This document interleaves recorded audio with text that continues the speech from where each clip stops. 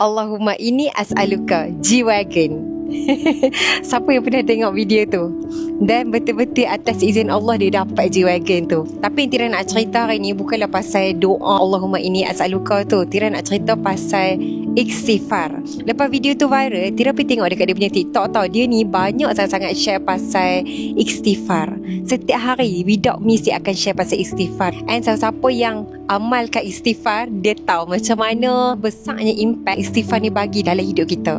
Kalau tidak, tak adalah Nabi Muhammad pesan kat kita. Istighfar tu membuatkan Allah senang. Barang siapa yang sentiasa beristighfar, maka Allah akan bagi kegembiraan dari kesedihannya, memberi kelapangan kepada setiap kesepitan, dan memberikannya rezeki daripada arah yang tidak disangka-sangka.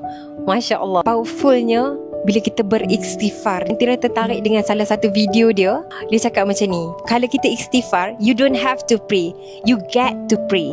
Selalu kan kita doa, ya Allah bagilah aku dapat solat hari ni. Tapi kelebihannya untuk orang yang beristighfar ni, kita tak payah nak paksa diri kita, secara automatik sendiri ringan tulang untuk pergi solat. Sebelum ni kita jenis yang tak suka bersedekah, tapi dengan beristighfar, Allah bukakan pintu hati kita untuk bersedekah. Allah yang gerakkan hati kita.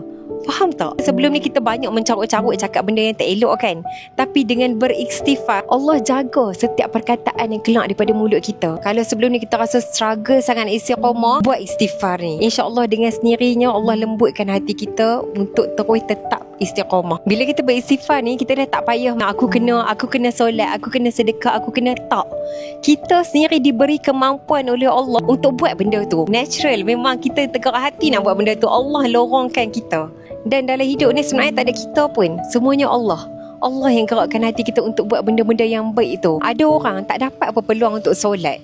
Ada orang tak dapat apa peluang untuk bagi sedekah. Ada orang tak dapat apa peluang untuk cakap benda-benda yang baik. Siapa-siapa yang amalkan istighfar setiap hari ni, kita diberi privilege oleh Allah untuk buat benda-benda baik ni. Kita tak ada pilihan lain selain buat baik. Allah yang pilih semua kebaikan tu untuk bagi dekat diri kita.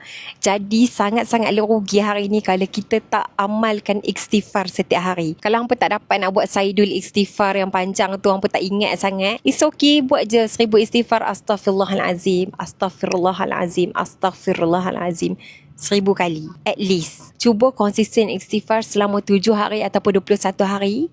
Mai balik dekat video Tira ni, share apa dia perubahan paling besar yang berlaku dalam hidup hampa. Sama-sama kita amalkan mulai daripada hari ni. Istighfar minimum 1000 kali, insya-Allah. Kita sama-sama buat. Assalamualaikum.